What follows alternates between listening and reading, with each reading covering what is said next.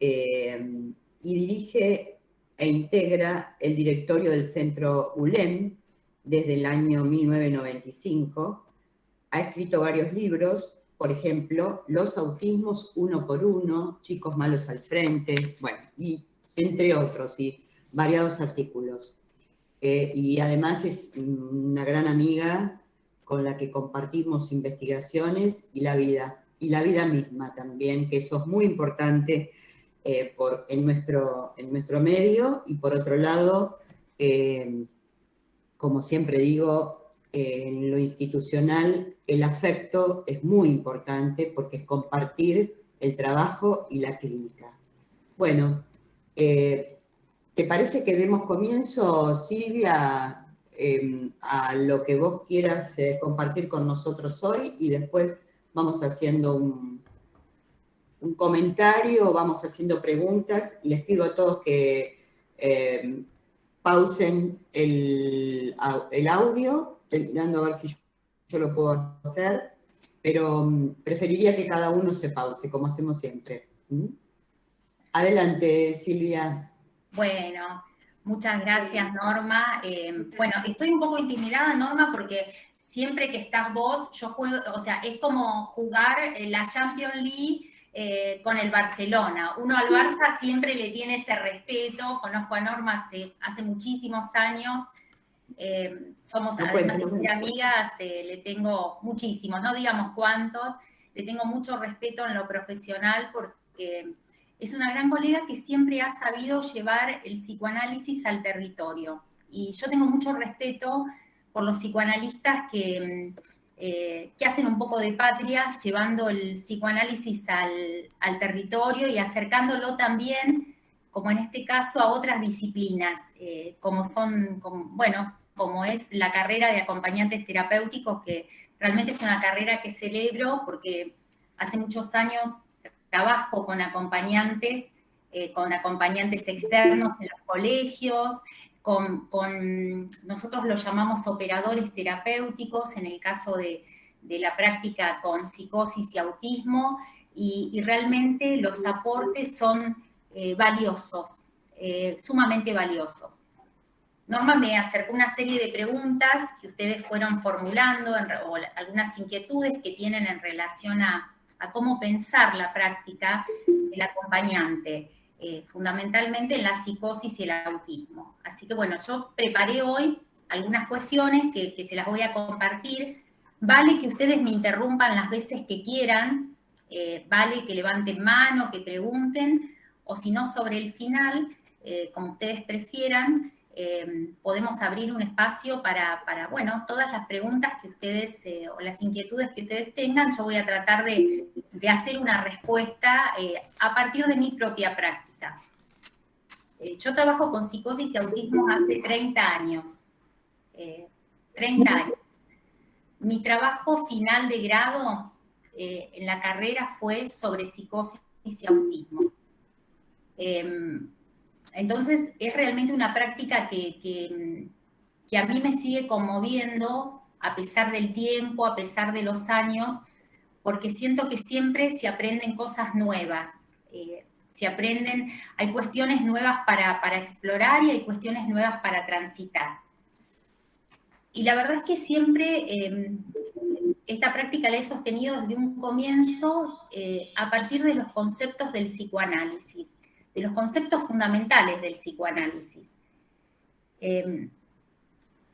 Y he tenido la suerte de tener buenos maestros que me han ayudado a entender esos conceptos fundamentales de manera sencilla.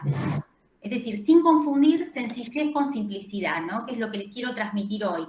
Yo voy a acercarles algunos conceptos para que pensemos juntos el autismo y podamos diferenciarlo de la psicosis, y al mismo tiempo podamos entenderlo desde algunos conceptos fundamentales del psicoanálisis. Y pensé que una forma de transmitirles esto era pensando algunas diferencias que se presentan en la práctica misma, que hacen a diferencias clínicas en la constitución del cuerpo. Es decir, cómo se constituye el cuerpo en la psicosis y cómo se constituye en el autismo. Y cómo a partir de estas diferencias nosotros podemos pensar nuestra propia práctica, es decir, la práctica de ustedes en este caso como acompañantes. ¿De qué manera podemos nosotros acompañar a un niño, a un adulto que presenta estas particularidades a partir de pensar estas diferencias? Para el psicoanálisis voy a aclarar una cuestión: no existe una especificidad en la práctica con niños en relación a la psicosis y al autismo. Es decir, hay cuestiones que son estructurales, que se juegan en la manera en que ese sujeto se ha constituido, ¿sí? Entonces, en la manera en que se ha constituido, esa manera perdura a lo largo de la vida.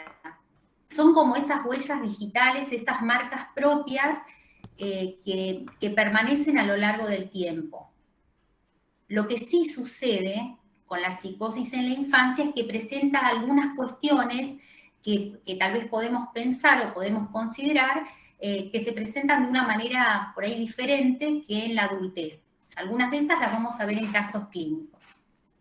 Bueno, Shelly, ahora sí ponemos, ahí estamos. Entonces, yo voy a presentarles hoy básicamente algunas viñetas. Yo me focalicé en el caso de niños y niñas, como les decía, que presentan estas diferencias clínicas en lo que hace al cuerpo, es lo que dice ahí el PowerPoint, y básicamente cuáles son las consecuencias, ¿no es cierto?, de estas diferencias. El dispositivo con el cual nosotros trabajamos hace ya unos años es un dispositivo que en psicoanálisis se conoce como pluralización de profesionales. ¿Qué quiere decir esto? La pluralización de profesionales es una práctica del psicoanálisis aplicado y que vale, creo que estamos en el otro Power, Shelly, en el Power 2, la desarrollan algunos psicoanalistas como Éric Laurent, en el 3, ahí estamos, gracias, en el 3, no en el 2, como Éric Laurent, como Antonio Di Ciaccia. Ellos desarrollan este modo y a mí me parece muy interesante porque creo que les puede servir a ustedes también como acompañantes pensarse en la práctica a partir de una práctica plural. Es decir, el acompañante como aquel que opera. Por ejemplo, el psicoanalista orienta,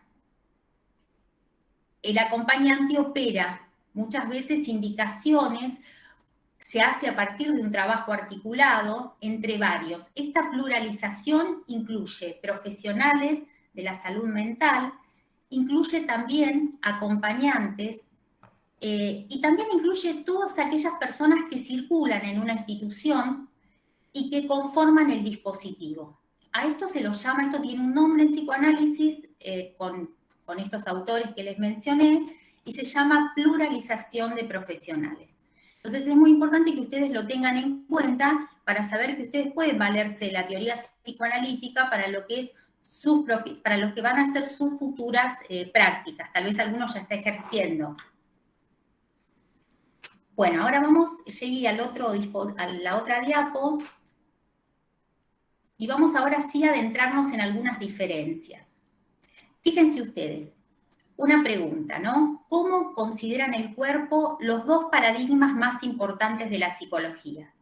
¿Cuáles son estos dos paradigmas?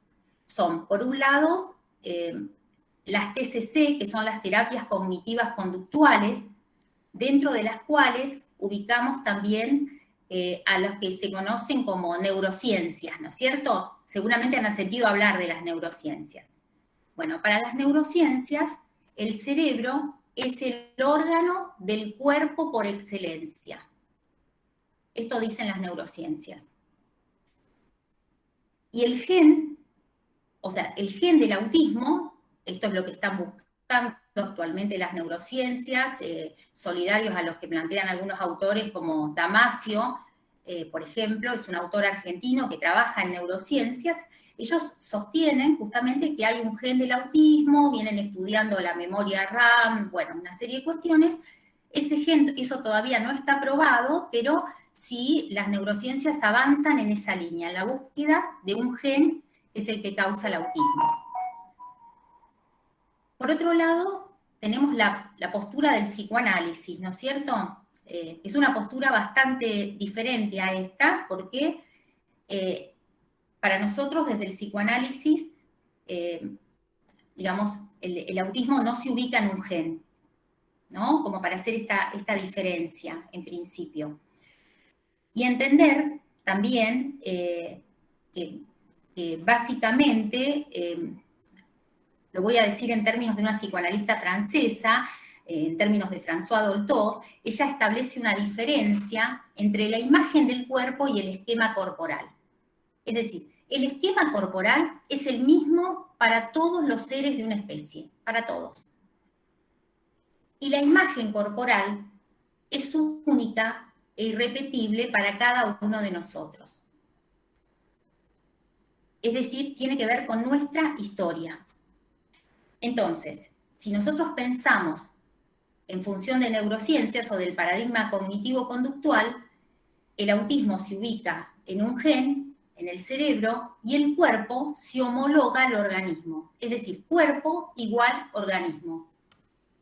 Esto es para este paradigma. El psicoanálisis nos propone, pensar al cuerpo como una construcción psíquica. Es decir, el cuerpo no es primario, sino que es una construcción psíquica que es justamente aprehensible en sus dimensiones imaginaria, en su dimensión simbólica y en su dimensión real. Uy, alguno me va a decir ahora, Silvia, no te pongas lacaniana porque esto... No. Lo vamos a explicar de una manera sencilla. ¿Qué quiere decir? Que el cuerpo es aprehensible en 3 dimensiones. Quiere decir que para el psicoanálisis hay 3 registros de la realidad humana. El registro de lo imaginario, que son las imágenes. El registro de lo simbólico, que es la dimensión del campo de la palabra y del campo del lenguaje, de los significados, de los significantes. Cada uno de nosotros estamos en el lenguaje antes de nacer y también después de morir. ¿Por qué antes de nacer? Porque estamos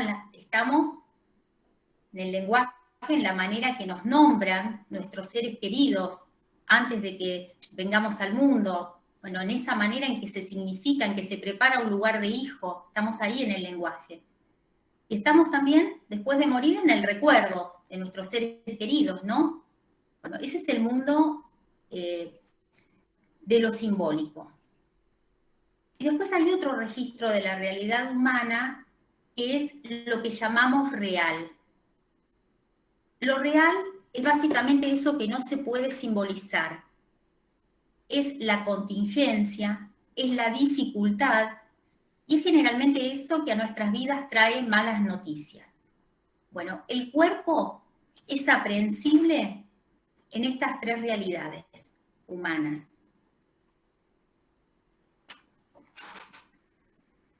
¿Hasta acá me siguen o es muy difícil, es muy complicado o estamos? ¿Vamos? Sí, Alex, Marina, ¿vamos bien? Bien, sí, bueno. Sí. Perfecto. Sí, excelente. Bueno, entonces... Son conceptos que ya atravesaron los alumnos, pero es importante volver a ellos para el recuperatorio, por ejemplo. Para el recuperatorio, para entender, claro, para entender un poquito más cómo se constituye el sujeto en estas cuestiones. Perfecto, muy bien, bárbaro, Gabriela. Bueno, entonces, lo que decimos es que los estudios y las investigaciones en psicoanálisis arrojan justamente evidencia teórica y también empírica, aún con diferencias entre teorías psicoanalíticas, estoy hablando, hay diferentes teorías dentro del paradigma psicoanalítico, pero aún con esas diferencias hay evidencias teóricas y empíricas de que la dimensión subjetiva se construye siempre de manera singular.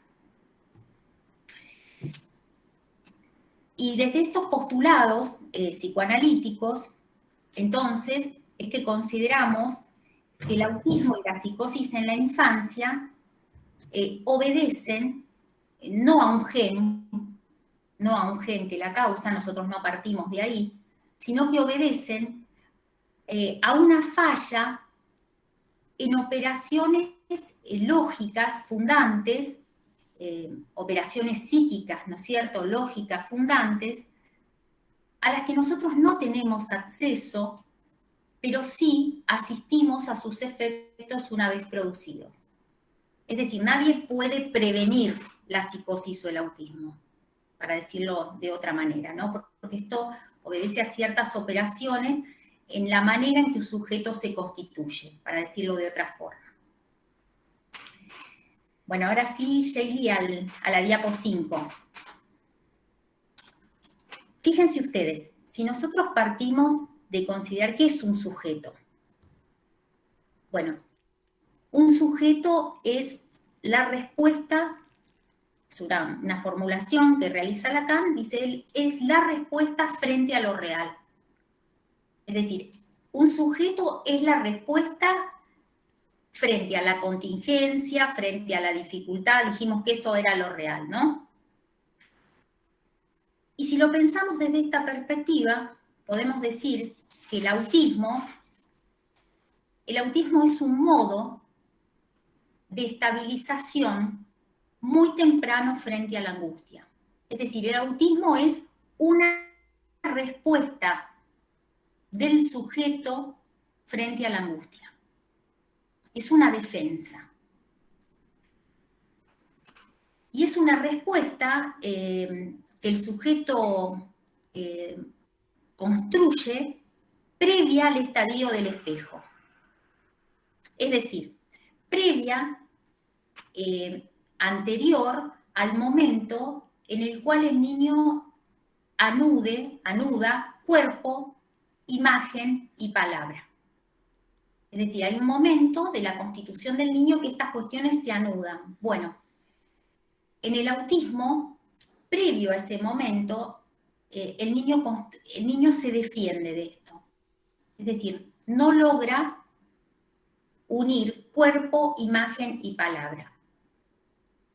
Este anudamiento generalmente tiene lugar en niños muy pequeños, entre los 6 meses y los 2 años, que es justamente cuando se detecta el autismo. Acá hay una diferencia con la psicosis. La psicosis no se detecta tempranamente, se detecta generalmente en la primera infancia. Es muy común que se detecte a partir de los 4 o 5 años, 3, 4, 5 años, cuando los chicos en la primera y segunda infancia generalmente. Y a partir de un hecho, a partir de algún episodio, siempre cuando uno realiza las entrevistas familiares hay algún episodio que en la familia es mencionado como el momento del desencadenamiento.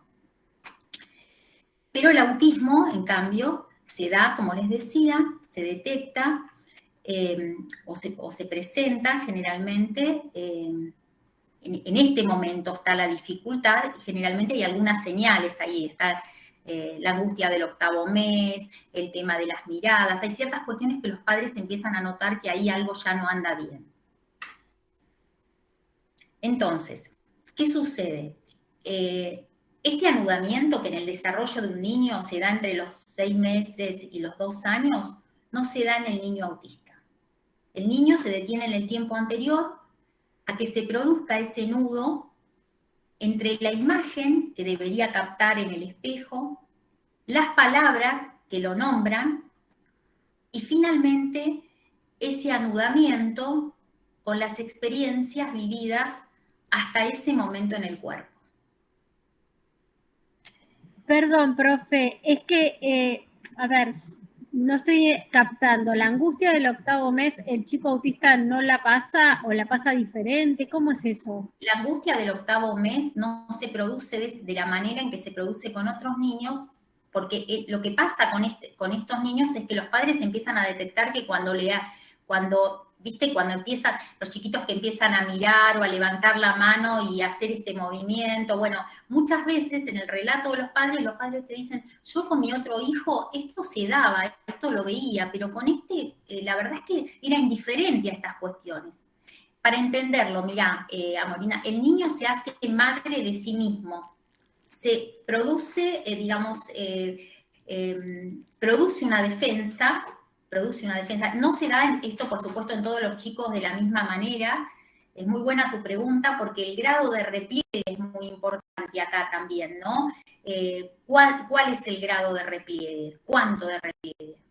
En los autismos más desintegrativos, por ejemplo, de niños con mucho repliegue en el sentido, bueno, ahora cuando avance repliegue es cuando el niño, por ejemplo, no acepta decir palabras, hace uso de las colalias, de las estereotipias, cuando no controla esfínteres, todo eso son autismos muy desintegrativos. En esos casos hay mayor repliegue. En un autismo Asperger, por ejemplo, el repliegue es menor. ¿Qué quiere decir? Yo porque te hago la pregunta porque, por ejemplo, mi nena está diagnosticado como Asperger. A él lo diagnostican en la adolescencia, pero yo me acuerdo que, perdón que sea autorreferencial, pero yo para tratar de entender esto, la angustia del 8º mes en él fue extremadamente marcada. Era una cosa de angustia, de llanto, pero era desconsolado, desgarrador de salir a la guardia pensando que le dolía algo. Era un llanto incontenible. Él no adquiría lenguaje, pero, o sea, ya lo va a adquirir, la pediatra me lo dejó estar. Como te digo, yo era la loca que veía fantasmas por todos lados, pero me acuerdo patente lo de la angustia del 8º mes. Y ahora que vos lo traes, estoy tratando de entender qué le pasó a él, qué pasó ahí. Mira, ¿qué pasó exactamente? Nadie lo sabe en estos casos, porque también esto hay que decirlo, ¿no es cierto? Sí, decirte esto, Amorina, que me parece es importante. Cada uno de nosotros tenemos una manera singular de estar en el mundo. El autista tiene, el sujeto en el autismo tiene la suya, que es una manera tan válida como la nuestra. O sea, esto que en psicoanálisis llamamos síntomas, ¿no? ¿Qué es el síntoma? Bueno, es la manera singular que cada uno de nosotros enfrenta a la vida. ¿Qué sucede? Hay síntomas que nos traen más dificultades que otros. En el autismo hay una serie de cuestiones que se ponen en juego que a veces el esfuerzo que estos chicos realizan para procurar la satisfacción no está, o sea, el esfuerzo que realizan no está a la altura de la satisfacción que obtienen. Ese es el problema que nos encontramos. Ahora, también hay una pregunta ética, que es decir, ¿quiénes somos, cada uno de nosotros, para sacar al sujeto de ese estado, para decirle, vos ahí no tenés que estar porque haces mucho esfuerzo por estar ahí, esto no? ¿Quiénes somos nosotros para sacarlo a otro estado de satisfacción? O sea, para que ese sujeto salga a otro estado de satisfacción, digamos, pueda construir otro estado de satisfacción, tiene que dar consentimiento, tiene que prestar su consentimiento. Y esa es una de las dificultades que a veces nos encontramos cuando tratamos este tipo de chicos, porque a veces no dan el consentimiento, ellos tienen una manera ejemplar de hacer con su cuerpo, y en esa manera que tienen de hacer con su cuerpo, bueno, uno tiene que tener respeto por esa subjetividad. Esto es para, digamos, no solamente en el autismo y en la psicosis, Normita, lo hemos hablado muchas veces, es en todas las estructuras clínicas. Uno tiene un respeto por la manera singular que uno enfrenta la vida. Exactamente. Claro. Y por las respuestas que ese sujeto construye, fundamentalmente por las respuestas, porque la respuesta que puedo construir yo puede ser, tal vez me puede traer un montón de dificultades, pero es mi modo propio de enfrentar la vida. Y eso hay que tener mucho respeto por eso. Y en ese sentido creo que el psicoanálisis tiene respeto por la subjetividad, ¿no es cierto? Amorina, no sé si estoy respondiendo a tu pregunta y podemos seguir. Sí, mil gracias. No, por favor. Bueno, entonces, hay casos de mayor repliegue, de menor repliegue, de acuerdo a cómo esto se haya ido produciendo. Sí es importante que tengamos en cuenta que la imagen que el niño alcanza a una cierta edad es lo que viene, en cierta forma, a recubrir las marcas del lenguaje en una identificación primera a un ideal del yo. Es decir, esta es como la primera respuesta que tiene el sujeto al enigma del deseo. La diapo 6, Shelly. Bueno, ahora, fíjense ustedes, ¿qué pasa en el autismo? Si nosotros consideramos el circuito de la demanda en términos de vocalizaciones con el otro, o sea, con el otro, cuando digo con el otro, digo, a ver, con un otro primordial, con un otro fundante, que vienen a constituir digamos, las figuras parentales, ¿no es cierto? Entonces, si nosotros consideramos el circuito de la demanda, entonces, en términos de vocalizaciones y también de esta instauración del circuito pulsional, esto no se produce. ¿Qué quiere decir esto? Quiere decir que esas primeras experiencias de satisfacción, esa primera relación con los objetos, lo que vienen a hacer es a introducir al niño en un mundo de palabra, en un mundo del lenguaje, y tienen que estar también dadas ciertas condiciones simbólicas para que esto acontezca y para que el niño también lo pueda esto tomar. ¿Qué sucede? Cuando la demanda no se establece, lo que no se instaura es el deseo. O sea, no se instaura el deseo como una falta en el otro. Es decir, no hay el deseo, el niño no está representado en el otro y queda como un objeto no simbolizado, es decir, como un cuerpo real frente a un otro completo. En este sentido, entonces, para decirlo en otras palabras, el cuerpo de los niños autistas no fue articulado a una demanda. Esto es muy importante retenerlo. No fue articulado a una demanda. Es decir, él mismo es un cuerpo no marcado, no representado. Tengo la imagen de un chiquito autista girando de un autismo más desintegrativo. Estas imágenes las van a ver ustedes muy frecuentemente. Gira un ventilador y este chico cada vez que entra a esa sala, él gira como el ventilador. Él es objeto ventilador. O sea, él como objeto ventilador, ¿no? En este caso. Cuando decís a una demanda es en relación al otro, no registra al otro, digamos, sería como mediador a que deje de ser objeto. Exactamente, no existe esa relación que ahora lo vamos a ver en términos de lenguaje emisor-receptor, no está esto. Tampoco esto está a pedir para algo. A ver, nosotros estamos hablando acá. Yo para hablar con ustedes me tuve que armar un imaginario, me tuve que construir un otro, tuve que pensar qué les podía interesar. O sea, hay algo de este circuito emisor-receptor que está y que también hace que nosotros hablemos por el gusto de hablar. Ese gusto de hablar, de decir, no lo tiene el niño autista. O sea, el sujeto en el autismo no lo tiene. Disculpa, sí, María. Sí, mira, vos lo que hablás es porque, bueno, yo por lo que estás diciendo, lo noto que cuando al nene vos le hablás es como que él está en su mundo y no resulta que está el otro. O sea, yo lo veo con mi sobrinita, que es mellizo, no sé si el nene no tiene y ella tiene. Y vos te das cuenta que vos le querés hablar y lo vas viendo y y lo están determinando y no ves que está el otro, no recepta. No, es como que está en su mundo. A eso vos le llamás efecto ventilador.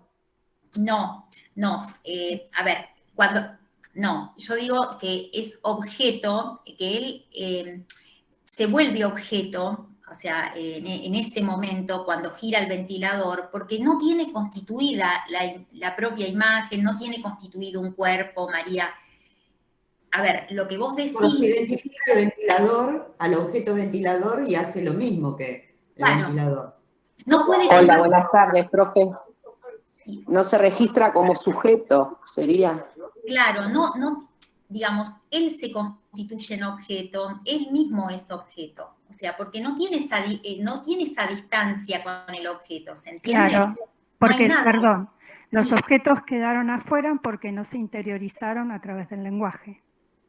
Bueno, es una manera de decirlo. Vamos a ponerlo así como Me lo lo estoy decimos. traduciendo para Pero entender. bueno, está bien. Cada uno tiene una manera propia. Vilela, ¿usted qué dice? Me parece que le podemos admitir lo que dice. Tiene una manera propia de decirlo, Mónica, que me parece que está bueno, es una manera propia de interpretarlo. ¿Me lo repetís, Mónica, cómo dijiste? Claro, que él no puede interiorizar los objetos porque no tiene, no interiorizó el lenguaje. Entonces el objeto queda afuera y él no es el mismo, no es sujeto, porque no es sujeto en el sentido, respetando, ¿no?, la diferencia, es un modo particular de ser sujeto. No es sujeto que pueda, ahora me enredé, que pueda identificar, diferenciarse de los objetos, porque no interiorizó el lenguaje que los representa. Claro, no metaforizó ese objeto ventilador diciendo el ventilador es el ventilador, es todo un trámite que hay que hacer. No, se constituye verdaderamente en un ventilador.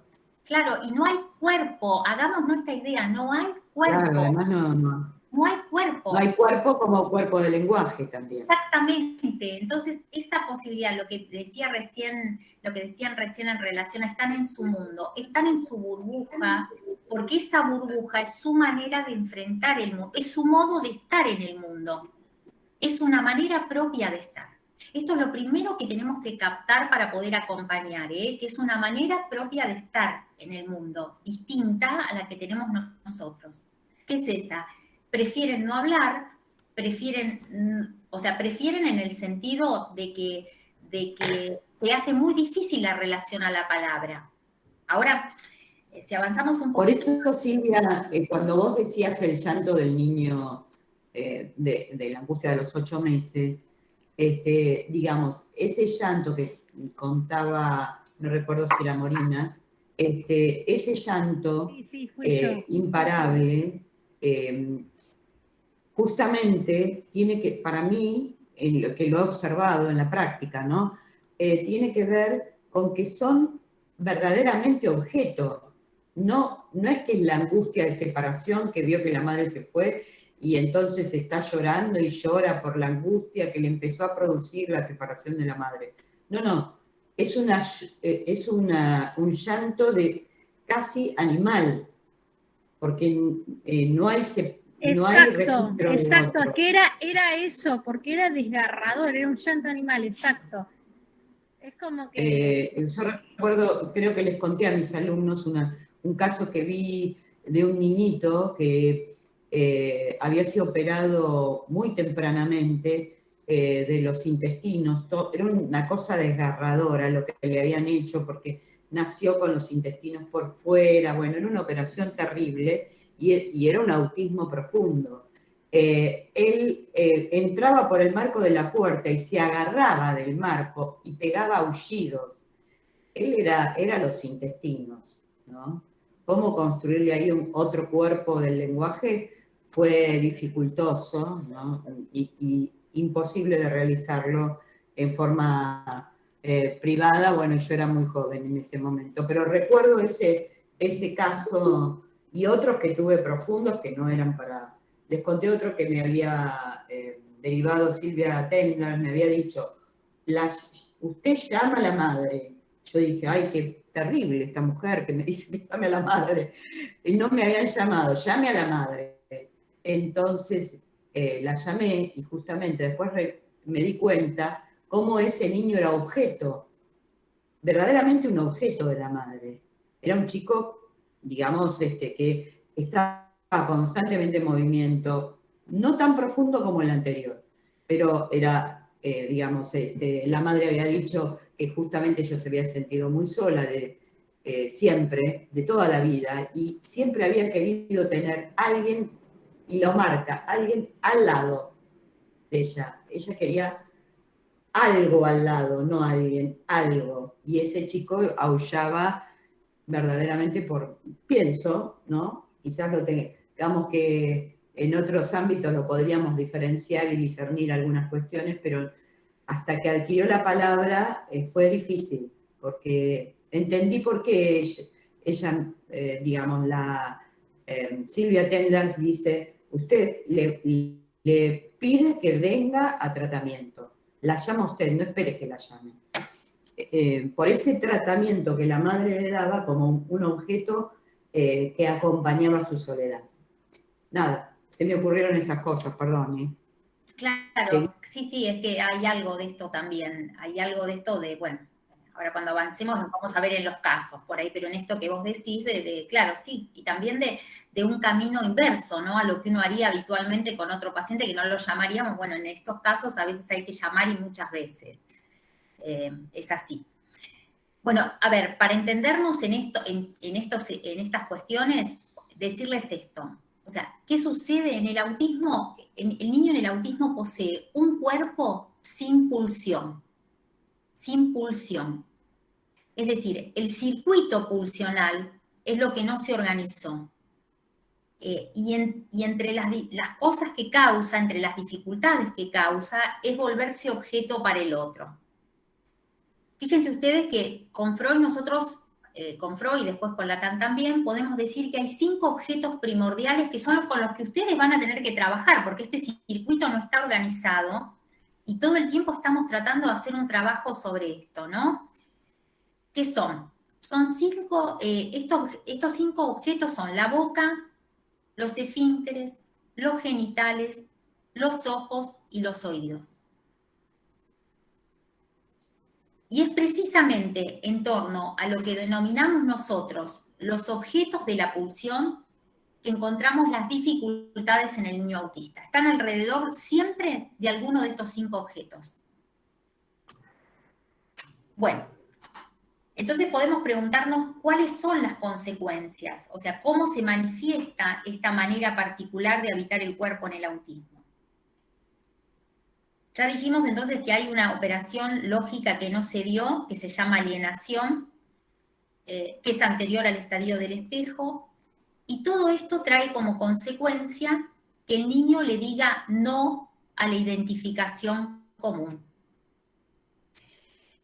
Es decir, algo que se llama también en el campo de nuestra práctica la insumisión del niño autista. Es decir, sucede que una de esas consecuencias se presenta justamente en lo cotidiano. Una de las dificultades más grandes que nosotros encontramos es en lo cotidiano, que es habitualmente real, como les decía, entendiendo lo real como la dificultad, como la contingencia. También entendemos, a ver, a partir de esto, cómo en los niños autistas hay tremendas dificultades, por ejemplo, en ir al baño. Porque por el miedo a perderse en el inodoro o a cortarse las uñas, por ejemplo. En cortarse las uñas, en ir al baño solo, en pronunciar las palabras. Estas cuestiones se dan por identificación. Bueno, el niño le dice no a esta identificación. Por eso, el trabajo de ustedes va a tener que ver muchas veces con estos chicos, con acompañar justamente estas cuestiones de vida cotidiana, de vida diaria. A nosotros nos ha tocado... Me perdí lo del baño y lo de las uñas, me perdí, perdón. Claro, todas estas, digamos, decimos que esta dificultad amorina que presentan estos chicos, digamos, todas estas operaciones fundantes que hemos ido relatando, esta dificultad en lo que es la alienación, estas operaciones, estas fallas en esta operación psíquica, trae consecuencias. Y una de las consecuencias es que el niño le dice no a la identificación con el otro. Hay cosas que se aprenden por identificación. Los chicos empiezan a hablar porque imitan. O también van al baño, empiezan a ir al baño porque los lleva el papá o la mamá. Bueno, a todo esto, estos chicos le dicen no muchas veces. Profe, disculpe. Cortarse el pelo, por ejemplo, ¿no? Para ellos es como encima es el espejo, todo junto, ¿no? Soy peluquera, por eso. Cortarse el pelo, ir al baño, cortarse las uñas, cosas de ir al dentista, ir al médico. Hay chicos que para hacerse, no sé, un estudio, por mínimo que sea, los tienen que dormir, es todo un acontecimiento. O sea, son cuestiones donde realmente, por eso decíamos que se presenta se presenta en lo cotidiano la dificultad, en cuestiones que hacen al día a día. Silvia, Miren, sí. Vos nombrabas el dentista, viste que hay una especialidad justamente que se dedican a psicosis, a autismo y debilidad mental. Creo que todavía hay un equipo en el infanto juvenil. Es una especialidad que tiene ya muchos años en el país, Sí. Justamente para atender estos casos. Sí, y esto que vos decís es sumamente valioso porque comprenden la particularidad. Ahora, también pasa que muchas veces las familias no saben o no saben cómo actuar frente a esto. Por eso, la tarea del operador terapéutico, entendiendo entendiendo o buscando una manera posible de acompañar sin ser intrusivo. Fíjense qué difícil, ¿no? Porque nadie dijo que es fácil esto tampoco, ¿no? Pero es acompañar sin ser intrusivos. Tratar de intervenir de manera indirecta, sin que se sienta interpelado, porque son como toda una serie de cuestiones que tenemos que tener en cuenta al momento de, al momento de relacionarnos con estos chicos también, ¿no es cierto? Para no producir rechazo. Miren, yo les traje algunas pequeñas viñetitas para contarles, pero antes de empezar quiero contarles uno de los primeros casos que empecé a atender hace muchos años, de un chico que llegaba a consulta, ponía su oído, fíjense hasta qué punto, ¿no? Está esta dificultad en los objetos de la pulsión, que él ponía el oído en la pileta de natación. Y se había perforado el tímpano 2 o 3 veces, 6, 7 años tenía cuando lo empecé a atender, y me acuerdo que en ese momento él lo traía a su mamá a los gritos porque no quería entrar, llorando, gritando, arañando, pegando y golpeando, todo esto junto, en el mismo momento. La madre lo traía igual, y en la sala de espera, él nunca quería entrar al espacio del consultorio, y en la sala de espera me arañaba, o sea, lo que hacía con la madre lo hacía conmigo. Y en ese momento yo tomé la decisión de dejar que él me arañara y me pegara y pasara todo eso que pasaba, porque después me había dado cuenta, había pescado que después que él pasaba ese momento, él entraba. Y bueno, pasaba el momento y entraba y yo, digamos, él entraba al consultorio y hacía lo que hacen muchos de estos chicos, que es recorrer el consultorio, girar con el ventilador, agarrar los objetos. Entraba y tiraba todo, vaciaba todo lo que encontraba. Esto es algo también muy común, vaciaba el contenido, todo lo que encontraba. Entonces, yo tomé en ese momento la decisión de que, si yo lo quería atender, él tenía que permanecer en un continente, había que darle un continente, porque él no tenía cuerpo. Entonces decidí que iba a cerrar la puerta del consultorio con llave. Pero que la llave no la iba a guardar yo, sino que iba a pedir que me cierren de afuera. Y cuando la sesión terminaba, iba a golpear para que me abrieran. Bueno, así pasamos meses con este ritual. Él llegaba, me arañaba, me golpeaba. Después que pasaba eso, entrábamos al consultorio, él entraba, se pacificaba un rato, volvía de nuevo a tirar todo, y yo sentada en un costado, tratando de, hacer algo con algunos objetos que estaban ahí, tratando de armar algún circuito. Hasta que un día, yo me quedé dormida en la sesión. Sí, les cuento esto porque esto fue en transferencia. Me quedé dormida, eran 40 minutos que él recorría, que él se quedaba quieto, agarraba un autito, volvía a recorrer. Eso era un circuito para él. Y ese día que me quedé dormida fue la primera vez que él se acercó a mi cuerpo, se puso encima mío. O sea, cuando yo sentí que él estaba cerca, me desperté, dejé los ojos cerrados y él empezó a buscar en mis bolsillos la llave para abrir la puerta. Pero la llave no estaba. Entonces, no está, le decía yo. Y él empezó a repetir, no está, no está, no está. Bueno, esto que les cuento tiene valor es un detalle, pero tiene valor de acontecimiento en el trabajo con este chico. Porque a partir de ahí comenzó otro momento del trabajo con él. Alex, me mirás y me haces que sí. Bueno, esos momentos son como momentos preciosos que tiene nuestra práctica. Les digo esto porque lo que van a encontrar con estos chicos son pequeñas perlitas. Si ustedes esperan, no sé, tener logros maravillosos, chicos, dedíquense a otra cosa. Que las tienen que escribir, que las tienen que anotar y escribir en su libro de todas de esos acontecimientos que se van a encontrar. En mi clase les digo que escriban los casos. Hay una compañera que trajo un caso escrito, que me parece muy interesante que eso quede guardado, ¿no? Bueno, claro que perdón. sí. No, profe, perdón que interrumpa. ¿Qué quiere decir cuando dice que me quedo dormida y esto me pasó en transferencia? A ver si esto me trató en transferencia, nena, porque era tal la pulsión de muerte que había rondando ahí.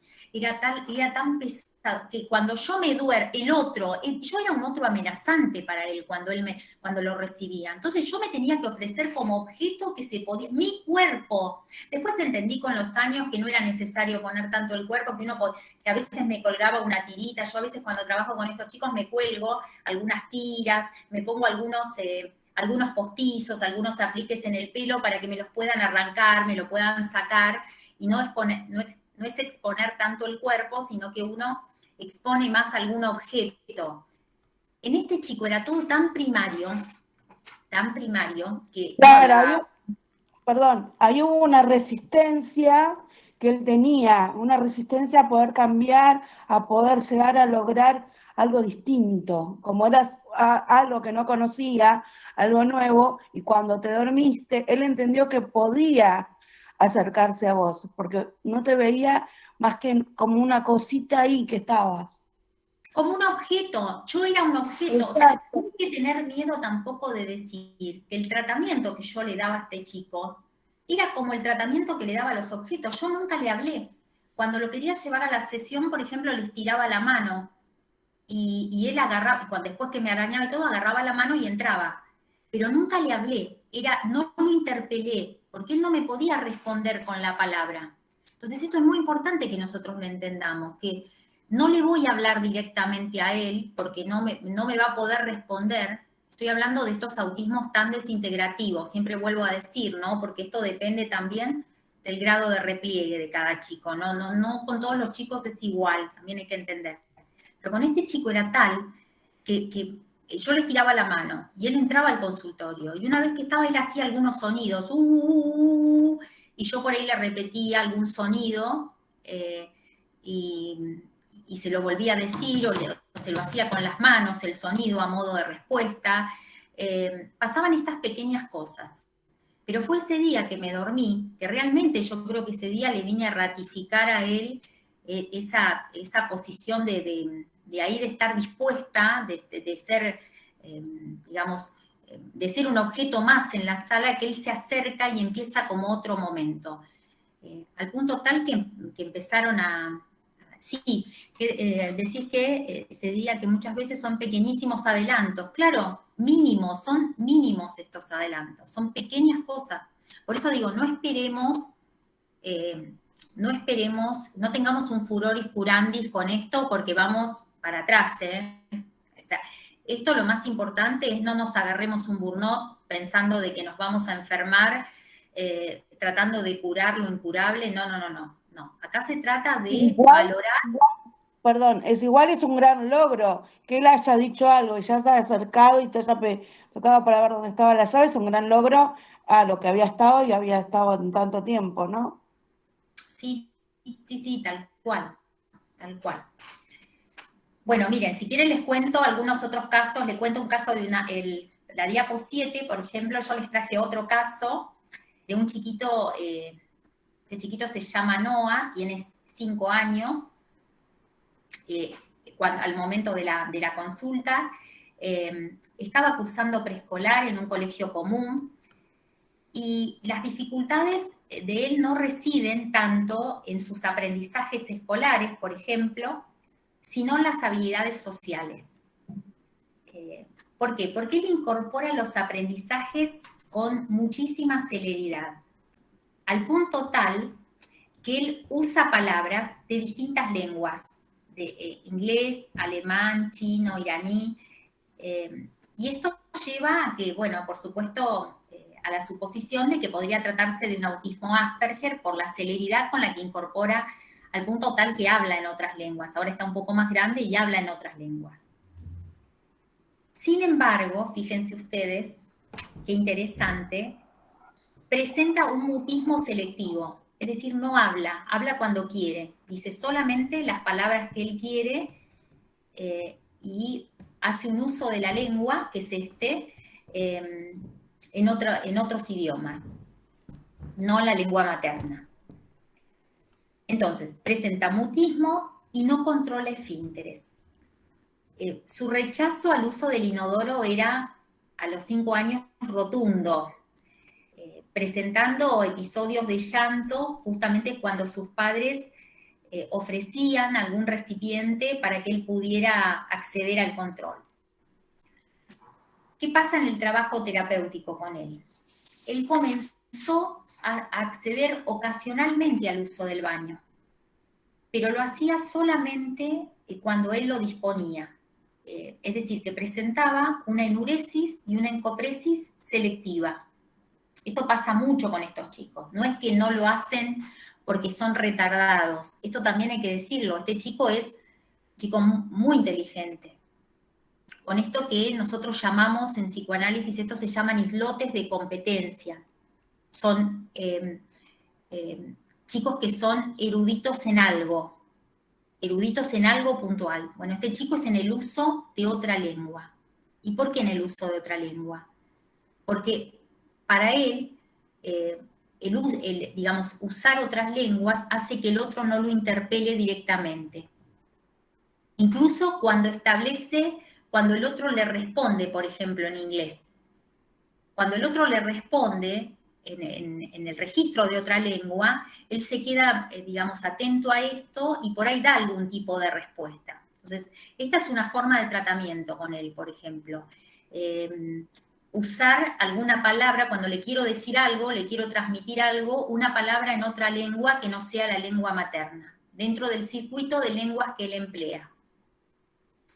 Silvia, ¿es una psicosis en la infancia o vos decís un autismo? Es un autismo, claramente un autismo. Él no usa, por ejemplo, en el inodoro, tiene terror al uso del inodoro en su momento, tenía terror a irse él por el inodoro, no habla solo, él solo usa específicamente, hace un uso de la lengua selectivo, no hay relación emisor-receptor, no es que yo le voy a decir algo y me va a contestar, no, él solamente sí logró en estos años ampliar el mundo de objetos, que es lo que uno puede esperar con estos chicos, que sería lo esperable, ampliar ese mundo de objetos y, por ejemplo, incluir nuevas lenguas. Esto para él es algo importante porque en cierta forma es su manera de estar, ¿no? Incluye las lenguas como incluiría los objetos, por ejemplo. Pero sí, con el uso del inodoro, por ejemplo, esto que les decía de los 5 objetos primordiales que se constituyen en objetos, bueno, en objetos, ¿cómo armamos ese recorrido, también ese recorte de estos objetos? Bueno, el tema del baño había que acompañarlo, esperarlo, se acercaba, empezó paulatinamente a acercarse al inodoro, y a veces hacía y otras veces se paraba al lado y se hacía encima, por ejemplo. Bueno, hubo que sostenerlo en todo ese tiempo en el cual él se orinaba, se defecaba, porque, digamos, ese terror de perderse él mismo, de irse él mismo por el inodoro, ¿no? Porque de que un pedazo de su cuerpo se vaya por ahí, porque por ahí venía la cosa. Bueno, acá en este caso constatamos esto, ¿no? Que el cuerpo de la satisfacción alrededor de los llamados objetos pulsionales, en este caso el objeto anal no se había constituido, digamos, uno todo el tiempo verifica esto en la clínica, ¿no? Sus dificultades en desprenderse del objeto anal, por ejemplo, cuando la madre y el padre lo interpelaban, le llevaban una pelela, intentaban, porque los padres hacían sus intentos de esto, y digamos, cuanto más lo interpelaban, parecía que esto se agudizaba más, ¿no? Entonces, a veces hay que tener esa paciencia también, que les va a tocar a ustedes también acompañar muchas veces, no solo al paciente, sino también a las familias, ¿no? De que tengan un poquito de paciencia, de que esperen, de que sepan que estos chicos también tienen sus tiempos. Esto también nosotros lo conocemos en psicoanálisis como cuerpo-tubo, decimos en los niños con autismo, que comienza en la boca y continúa sin diversificarse hasta el esfínter, ¿no? O sea, sin diversificarse, es como un cuerpo sin esfínteres hasta el ano, como que esto pasa, ¿no? No tiene registro el de los órganos, no hay nada de esto. No tiene noción de continencia tampoco. De ahí que muchos de estos chicos logran el control a edades tan avanzadas, ¿no? Bueno, veamos ahora otro caso, el caso de Andy. Andy, por ejemplo, las dificultades para identificarse, por ejemplo, en su caso, con la voz propia, con la voz, se hacen presente de esta manera. Miren, él pasa del mutismo selectivo a gritar palabras sueltas. Y estas palabras sueltas hacen presente el objeto oral todo el tiempo a través de un pedido incesante de alimentos. O sea, él, por ejemplo, dice, milanesa, milanesa, milanesa, papas fritas, helado, todo esto junto a los gritos a las 7 de la mañana. O sea, al momento que él decide que tiene que comer. Es un chico, bueno, en este momento, cuando hicimos este recorte, era chiquito, tenía 7 años, pero actualmente es un chico que tiene 11 años, es grandote, muy grandote físicamente. Y esto trae una dificultad porque él todo el tiempo exige que que se satisfaga ese pedido de esa manera, porque no es una demanda, es un pedido incesante. Bueno, fíjense que este caso nos muestra que la dificultad para modular el volumen y también en tono de voz alto y monocorde, que es siempre el mismo el tono que él emplea, nos llevan a nosotros a suponer que la voz no se ha constituido como un objeto separable de sí mismo. Entonces, por ejemplo, a él hay que hablarle bajito, hay que decirle, Andy, despacito, despacito. Entonces, si uno le habla así, él empieza a bajar el tono de voz. Por ejemplo, en un determinado momento, porque como lo hace con los alimentos, lo hace con otras cosas. Por ejemplo, si él dice, no me quiero ir, no me quiero ir, no me quiero ir, hay que, digamos, y por ahí ya vinieron a buscarlo, es complicado que se vaya. Por ejemplo, ¿cómo empezamos a lograr que se vaya? ¿Vieron con los rociadores? Empezamos a rociarle la mano con agua. Entonces, rociando la mano con agua, él dice, no, agua no. Bueno, eso le hace de tope, se levanta y se va. Alguien me puede decir, Silvia, qué cosas raras que hacemos, ¿no? ¿Qué cosas raras? Bueno, sí, son intervenciones raras. Desde el psicoanálisis consentimos esta rareza. Consentimos la rareza desde el psicoanálisis, porque francamente sucede... Son intervenciones calculadas también. ¿Calculada? Sí, Vile, calculada. Ay, perdón, te dije Vile, como te digo en la intimidad. Sos la profesora Vile. Pero estamos como si fuéramos en la intimidad, no hay problema. Susana, qué buena tu pregunta. Susana dice, es como el conductismo.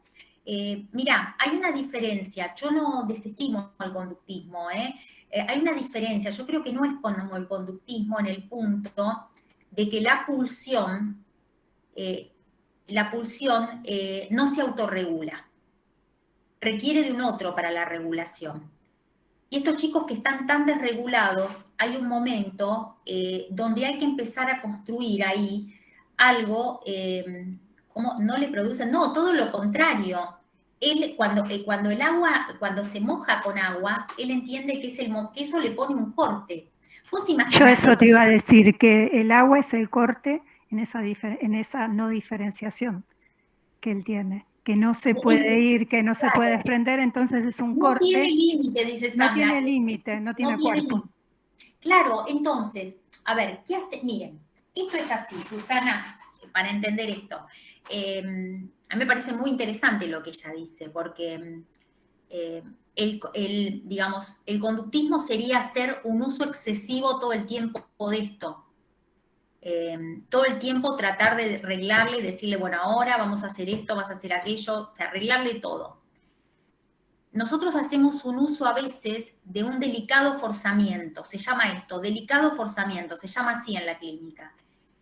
¿Por qué delicado forzamiento? Porque es la manera que nosotros tenemos de hacer cierto recorte. Imagínate si a este chico cada vez que grita al punto tal que no sé cómo no viene la policía, porque los gritos, ustedes no se imaginan cómo retumban en todos lados, grita muy fuerte. Bueno, entonces es necesario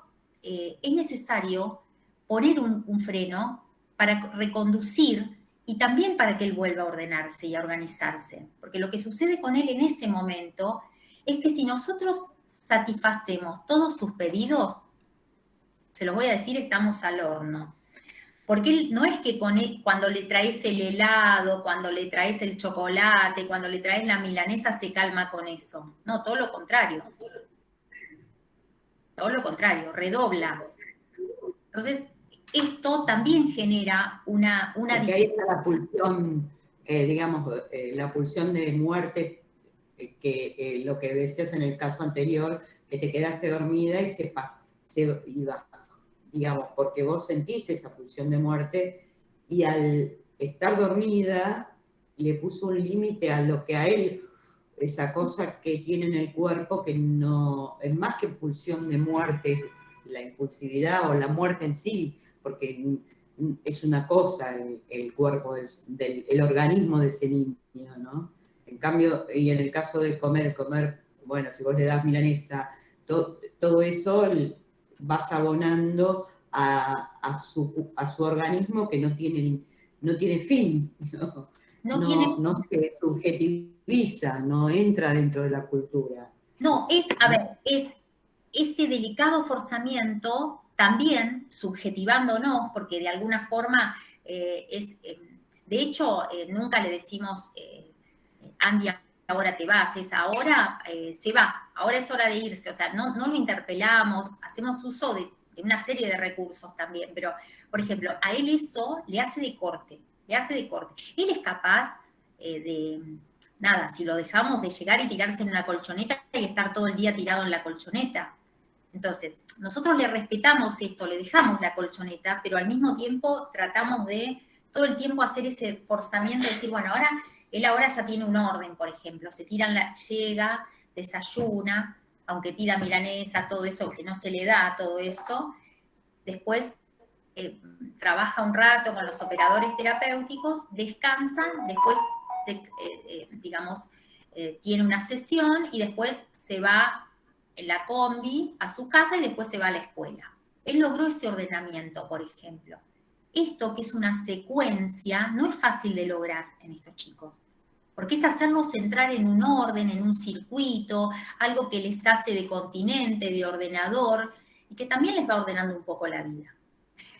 ¿Cómo llegaste a Silvia, te hago una consulta. Cuando nos trajiste a colación ahora una herramienta que estás utilizando, que es el pulverizador con agua, ¿no es cierto? Él en algún momento va a poder llegar a que en algún momento se le diga es el horario de irse sin tener que seguir utilizando esa herramienta, o eso va a ser eterno o vas a después tener que utilizar, o él ya va a captar que es la hora de irse. No me queda claro si el momento del pulverizar es que él capte que se va. Mira, ¿querés que te diga la verdad, Jazmín? No fue algo que se me ocurrió a mí, se le ocurrió a uno de los operadores. porque nosotros no trabajamos con lo que se nos ocurre solamente a los analistas, conversamos con los operadores terapéuticos, con otros, con profesionales, o sea, los profesionales de distintas orientaciones, que venimos con distintas formaciones, conversamos con los operadores y acordamos una manera de trabajo. Y a veces los operadores tienen unas ideas fantásticas porque sin saber demasiado de la teoría, empiezan a probar. Y el pulverizador fue una prueba que hizo un acompañante un día, cuando este pibe estaba insoportable, cuando no tenía manera de frenarlo, cuando estaba porque además no es solo esto. Iba corriendo de una punta a la otra de la institución, volvía, o sea, no tiene nada regulado. Vos imaginate, Jazmín, si a este chico lo dejamos librado a esa suerte de la pulsión. Es un desborde. No, que lo padezco todos los días con mi nieto.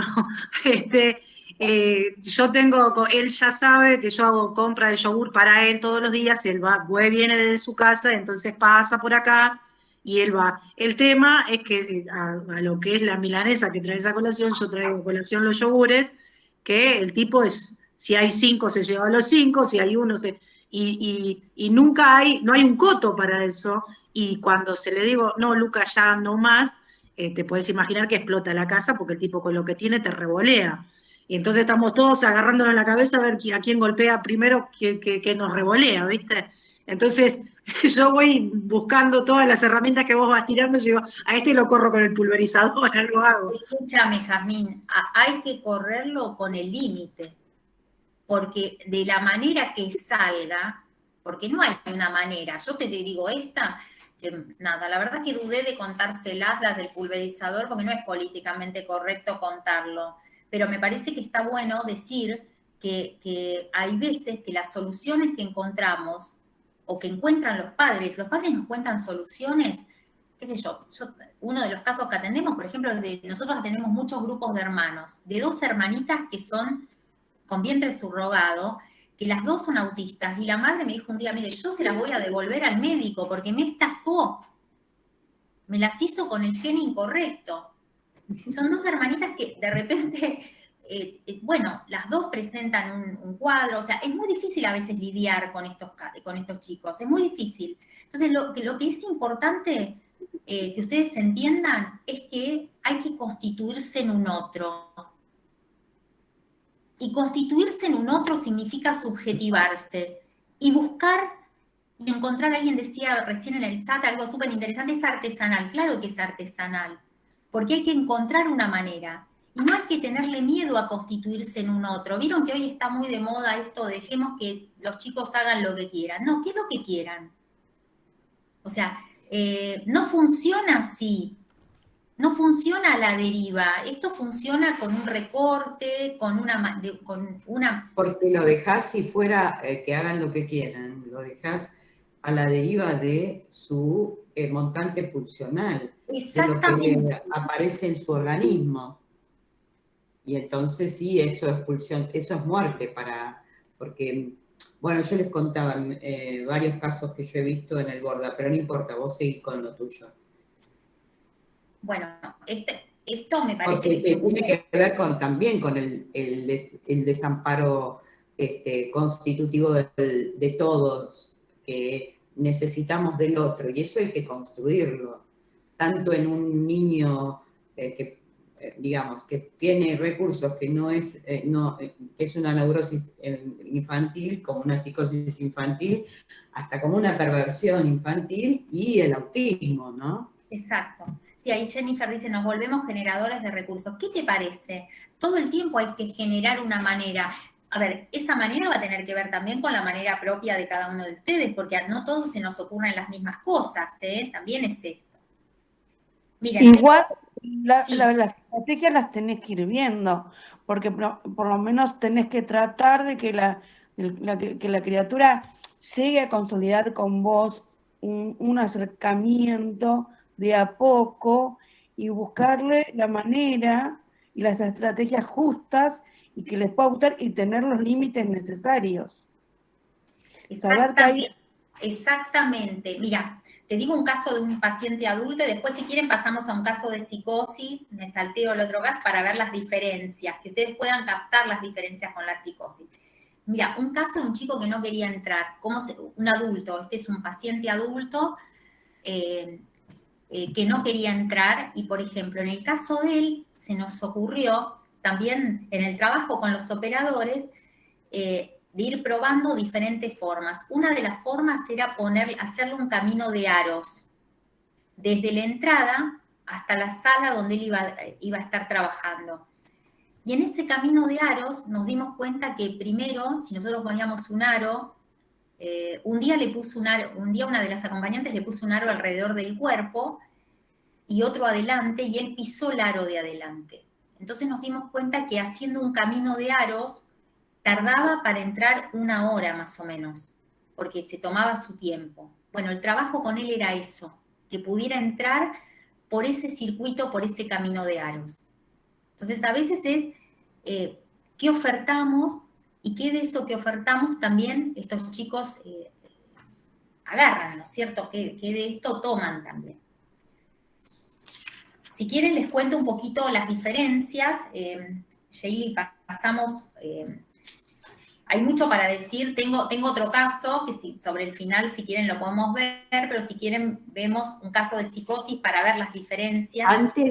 Antes de seguir, hay una pregunta muy interesante que nosotros creo que en el grupo de la tarde lo trabajamos. ¿Por qué se sacan la ropa en el autismo? ¿No? Sí. En realidad hay algo del vaciamiento, ¿no? En el autismo, que es sacarse la ropa del mismo modo que vacían los objetos.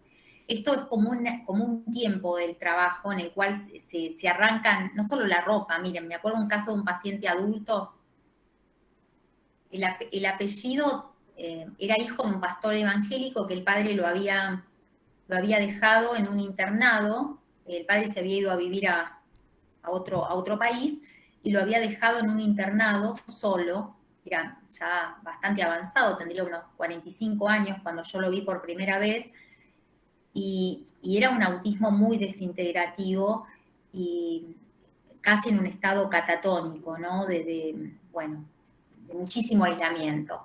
Y este chico, por ejemplo, no solo se sacaba la ropa, se sacaba el pañal y lo despedazaba y lo tiraba. Bueno, esta cuestión de vaciar, ¿no? Yo creo que tiene que ver con un vaciamiento, con esa necesidad de producir cierto vaciamiento, esto de romper y de sacar sistemáticamente. Bueno, hay un tiempo también cuando van avanzando estos chicos, que es un indicador clínico que yo lo noté en muchos casos, que por ahí intentan pasar algún objeto a otro lado, ¿no? O tirarlo por la ventana, por ejemplo. Ya no es solo vaciar, sino tirarlo, arrojarlo a otro lado. Esto es como otro momento del trabajo, ya un poquito más avanzado, cuando empiezan a incluso a incluir otros objetos en su mundo, empiezan al mismo tiempo a tirar y arrojar a otro espacio objetos o lápices por abajo de la puerta, tratar de hacer pasar lápices por abajo de la puerta. Bueno, esto es muy común. Pero bueno, no es por el registro, no hay registro de cuerpo. A ver, partamos de ahí, no es que se saca la ropa. Claro, por eso yo les empecé a explicar por el chat. Claro, no hay un registro simbólico del cuerpo, es un organismo. Pero es interesante, hay varias cuestiones, porque ahí hay un cuerpo, lo que nosotros llamamos, no hay cuerpo imaginario para que algo se simbolice.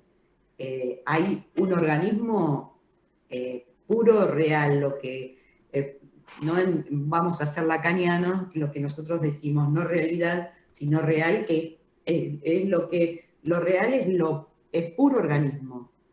Y entonces no hay nada que medie ese organismo. Ay, me duele la panza y se toca la panza porque tiene angustia.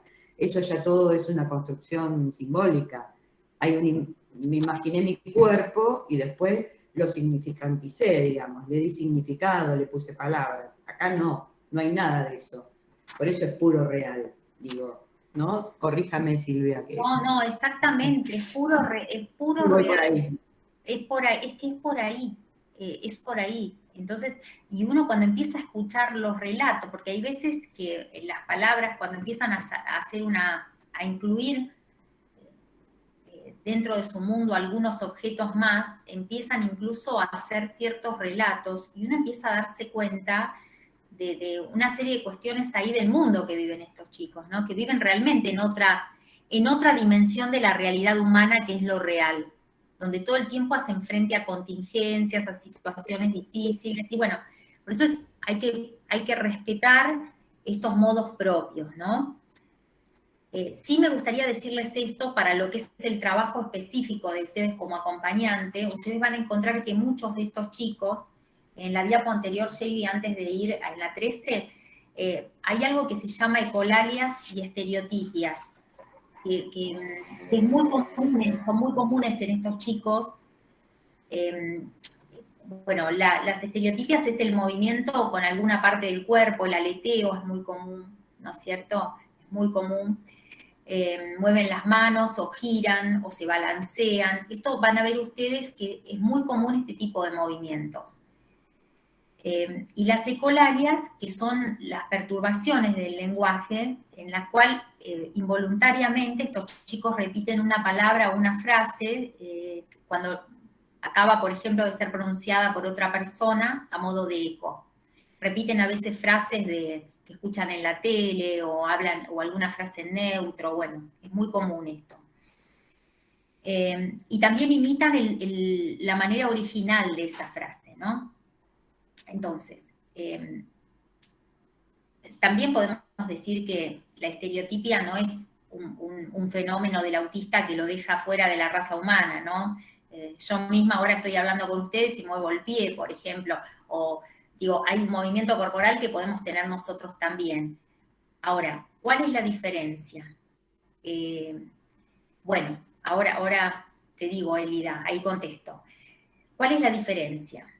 El niño en el autismo o el sujeto en el autismo encuentra una manera en ese movimiento que realiza o en esa palabra que dice, encuentra una manera de estabilizarse por medio de su cuerpo. Esto es muy importante considerarlo, que en esa manera, en el aleteo, en la frase, hay una manera, es un modo de estabilización. Y justamente una de las funciones que tiene la estereotipia es la de centrar en una parte de su cuerpo una experiencia de satisfacción excesiva. Exactamente, Elida, cuando está nervioso, por ejemplo, una manera de calmarse, un chico que se escapaba de su casa, presentaba episodios de fuga, se iba corriendo, no porque se quisiera fugar, sino porque abría la puerta y salía corriendo a ninguna parte, porque tenía un cuerpo totalmente descontrolado. En el balanceo, por ejemplo, cuando hace este movimiento y repite, se estabiliza. Bueno, entonces, ante una situación de angustia, ante una situación que no puede controlar, en este movimiento encuentra un punto de satisfacción. ¿El caminar en punta de pies es lo mismo? También, podría ser. Claro que Claro que la angustia no es la misma angustia que la angustia que puede sentir un niño que ha adquirido lo simbólico, sino que es desintegrativa, ¿no? Exactamente, claro, es otro tipo de angustia, exacto, totalmente desintegrativa, sí. Pero ese movimiento, ¿qué pasa? Con ese movimiento, con esa estereotipia, encuentra satisfacción en una parte del cuerpo y eso en cierta forma le permite cierta estabilización. Por eso les decía que para nosotros, en psicoanálisis, la estereotipia la podemos considerar dentro del campo de la palabra. Esto es tomado así por muchos autores incluso. Es como un medio de expresarse.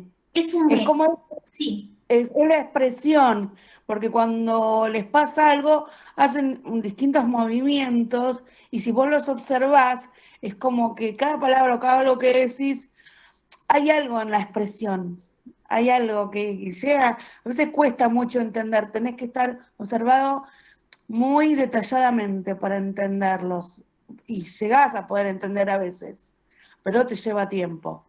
exacto. Pero Y hay una gran diferencia, Silvia, con niños neuróticos, que son neuróticos obsesivos algunos, que tienen como un tic, una estereotipia, y tiene un significado. Cuando se angustia, puede ser frente a la angustia que le provoca al otro, responden con ese tic, y detrás de eso hay, digamos, si uno trabaja con este tipo de tics o estereotipias, porque parecen estereotipias y no son o psicosis, o no son autistas, digamos. Son como rituales, perdón. Son como rituales que hacen. Claro, pero los rituales serían otra cosa, pero parecen, digamos, repetir, por ejemplo, frente a una situación que lo invade, hay algo de un pequeño rasgo que no quedó tomado por lo simbólico. Y entonces lo que hacen es pestañear, pestañear, pestañear.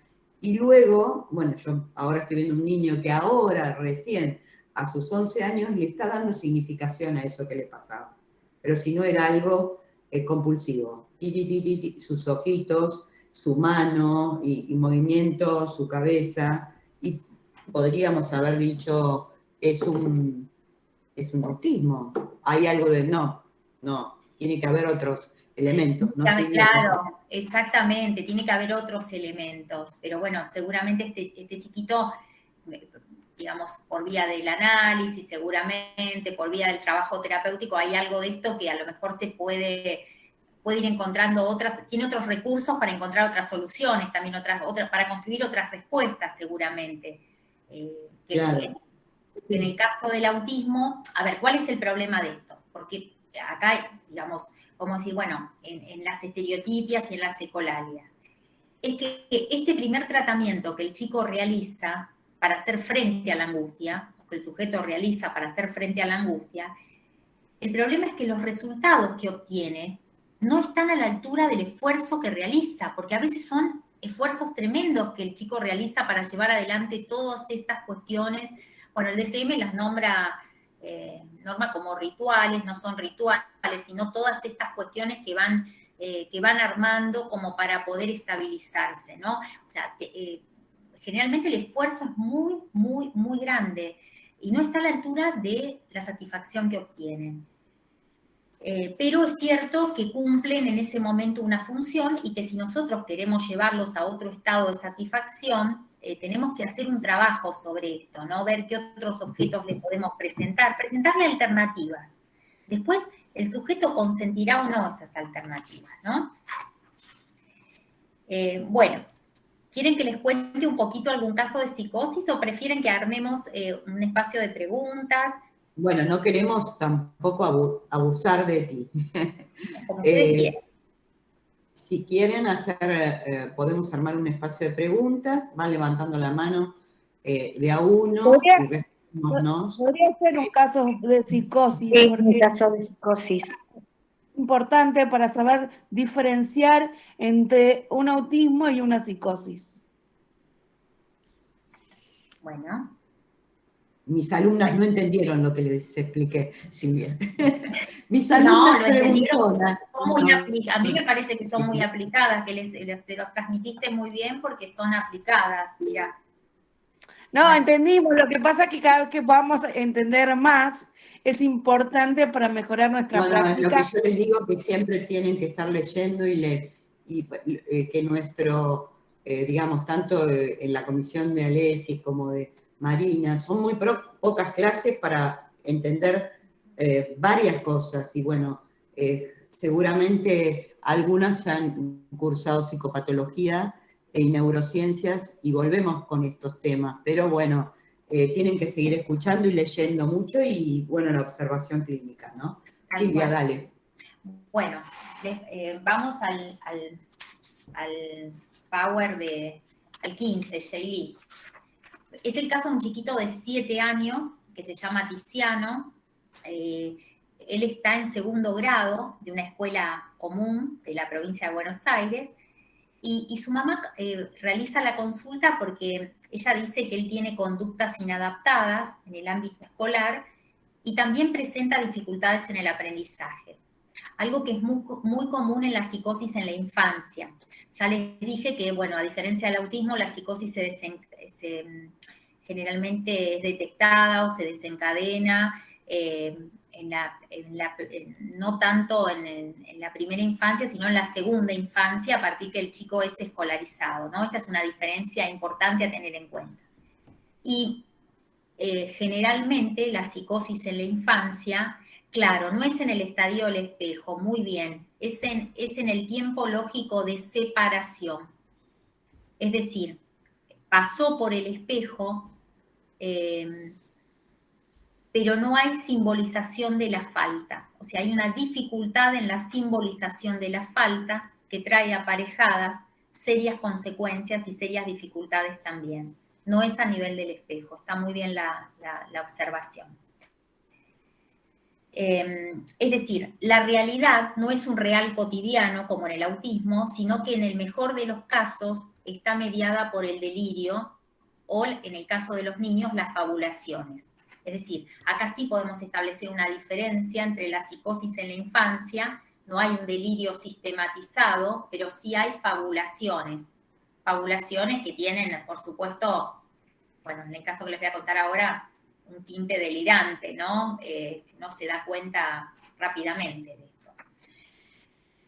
Bueno, ¿qué pasa con este chico? Escribe de manera silábica, pero no lee. Esto es otro sesgo a tener en cuenta. La psicosis en la infancia generalmente viene acompañada con cierto retraso, cierto déficit en lo que es el aprendizaje.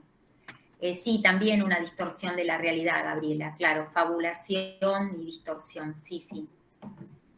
Bueno, siempre hay un momento de desencadenamiento. La madre de este chico dice que ella empieza a darse cuenta que algo cambió a partir de los 6 años,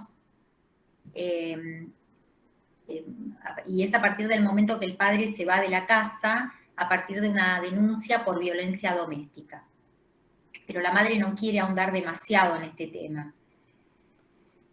Bueno, en el juego, ¿cómo nos damos cuenta? ¿Qué cuestiones aparecen? En el juego se ponen de manifiesto lo que nosotros llamamos trastornos de lo imaginario, de ese registro de la realidad que llamamos lo imaginario, en escenas en las cuales él reproduce gestos de personajes que son crueles y siniestros.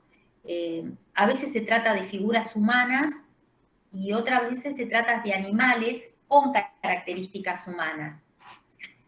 Y si bien él evidencia una intencionalidad comunicativa, esto es otra diferencia con el autismo, en el cual no hay intencionalidad comunicativa, en la psicosis hay claramente intencionalidad, él no hace a sus partícipes del juego. Es decir, él desarrolla una escena de juego en la cual juega solo. Y presenta todo el tiempo esta dificultad para distinguir. Él me dice, yo no sé si lo soñé o lo viví, porque para mí es lo mismo.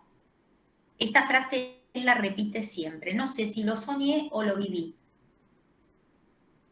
Bueno, esto marca, esta frase yo creo que marca en él esa dificultad para distinguir lo que es ficción de lo que es realidad.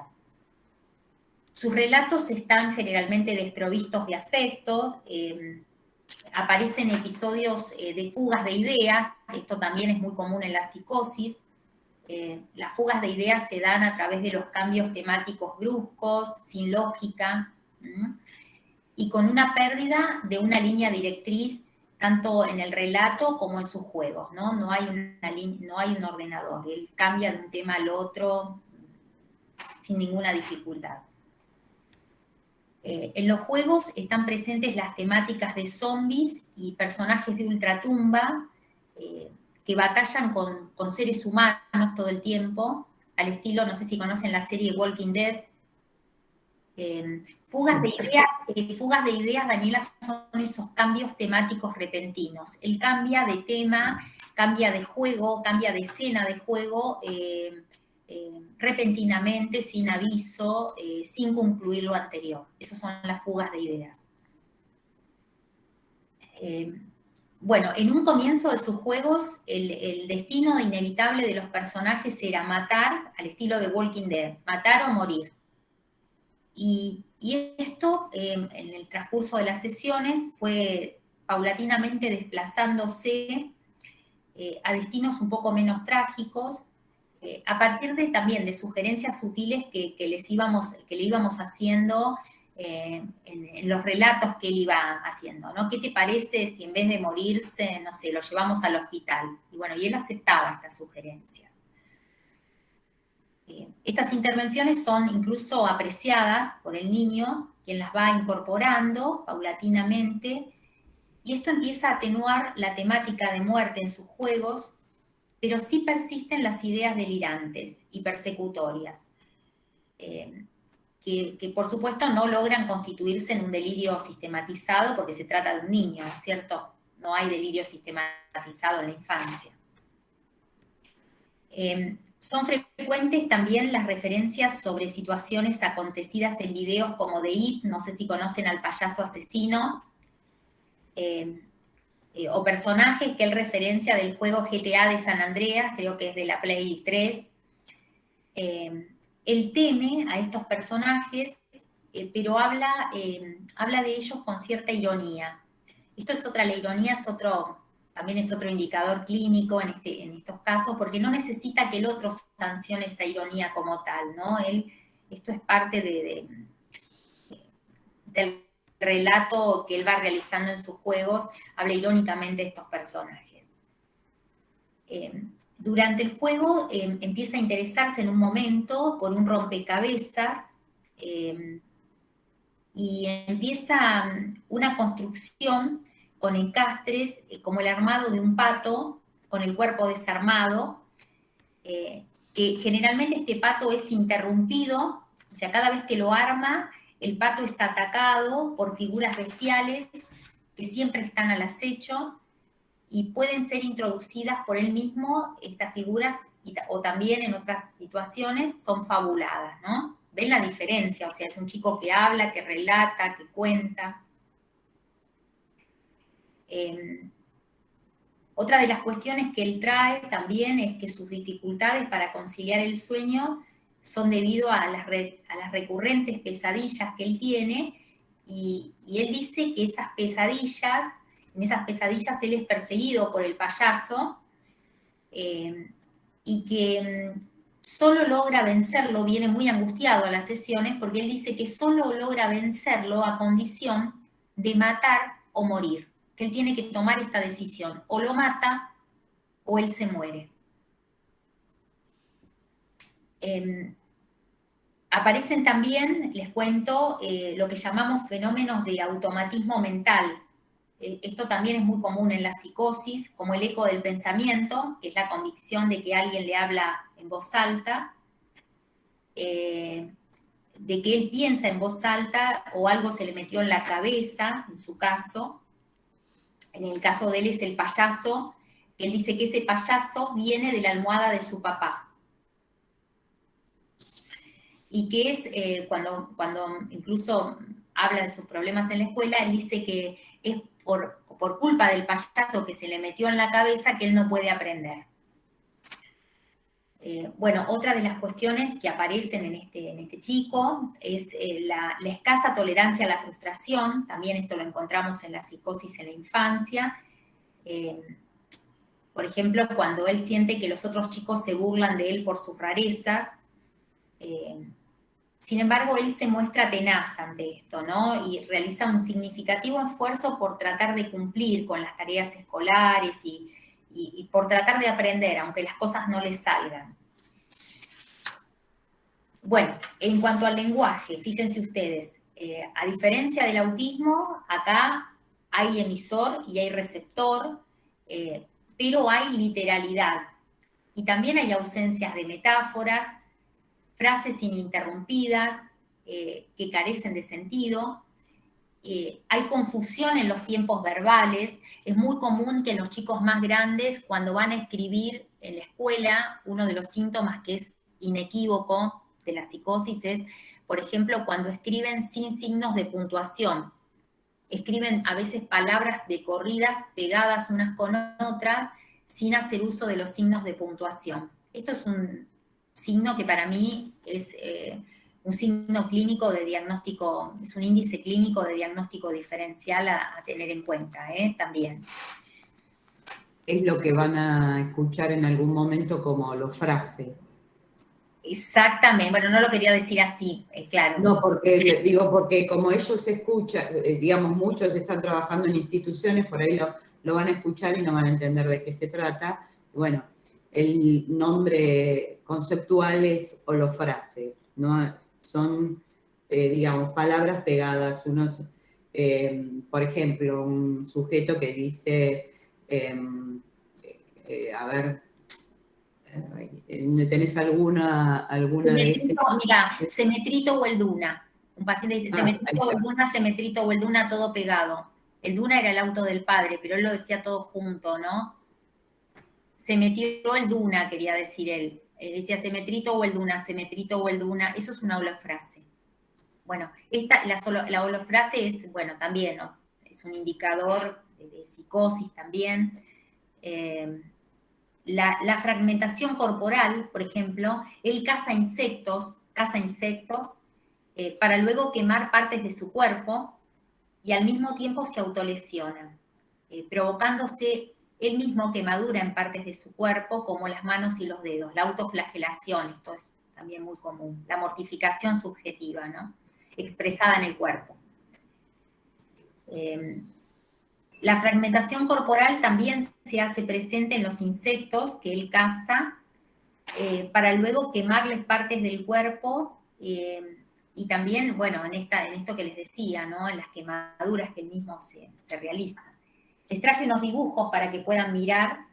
A ver, Shaylee, la 16, ahí está, aparecen fenómenos de desintegración, fíjense ustedes, que se hacen visibles, por ejemplo, en el dibujo del mar, él acá dice que dibuja el mar, donde el pez no aparece graficado porque al nadar desaparece desintegrado en las profundidades.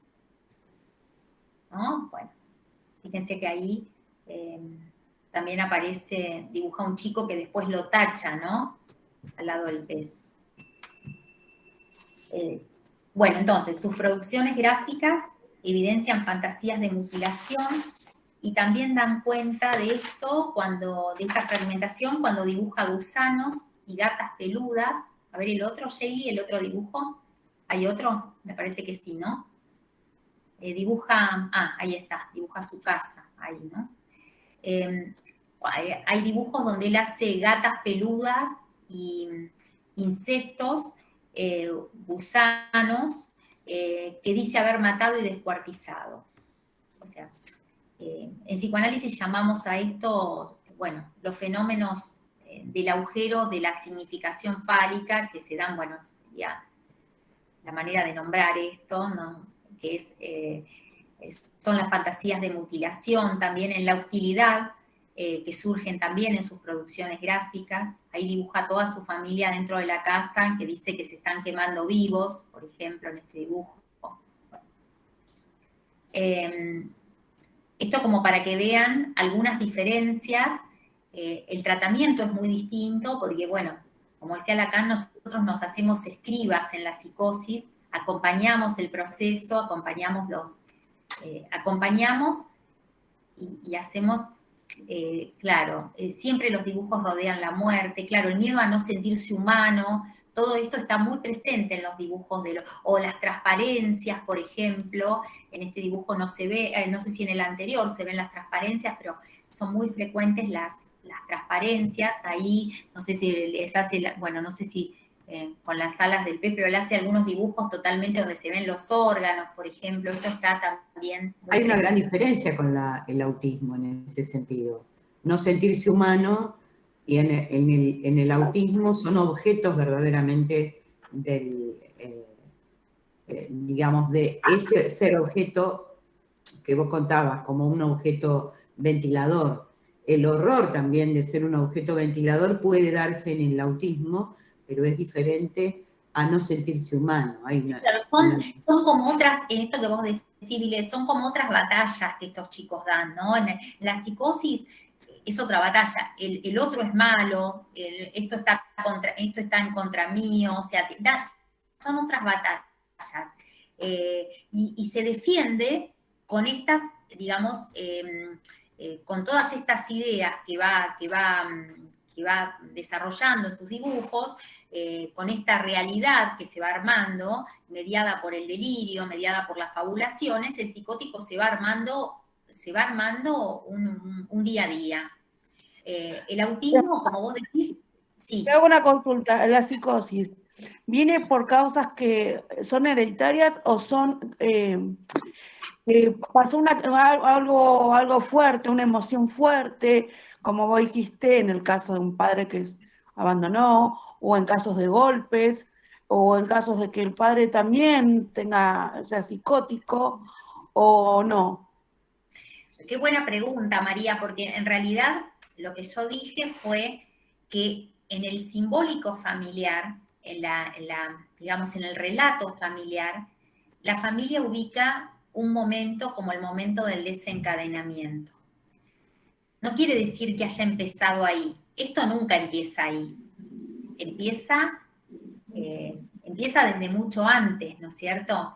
En elecciones que el sujeto va haciendo en momentos muy tempranos de su constitución psíquica, donde va tomando ciertas determinaciones a partir de lo que el otro le ofrece.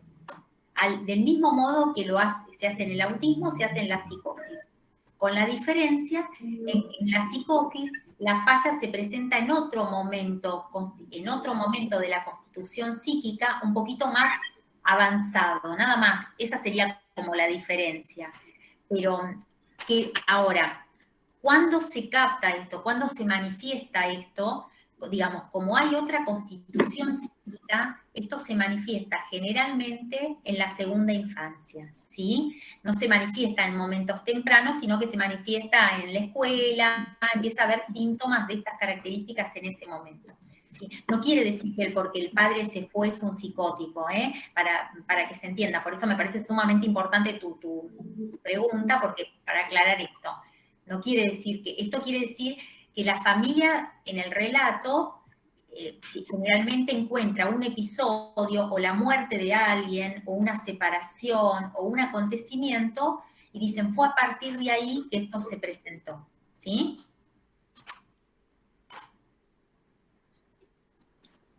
Gracias. No, porque me pasan ahí, yo que trabajo en la escuela, el año pasado teníamos un nene que rompía todo, que yo le decía, no, agarraba y se enojaba y rompía todo, pero él tiraba, y en un momento dado yo le hablo bien, qué sé yo, y se tranquiliza, pero hay otra patología que yo no la sé, por eso hay un montón de cosas que están muy buenas que las explique, porque yo observo mucho a los chicos, los comportamientos, los chicos que tienen problemas, cómo vienen los padres, tiene mucho que incluir, y mucha flagelación también que hay en muchos chicos.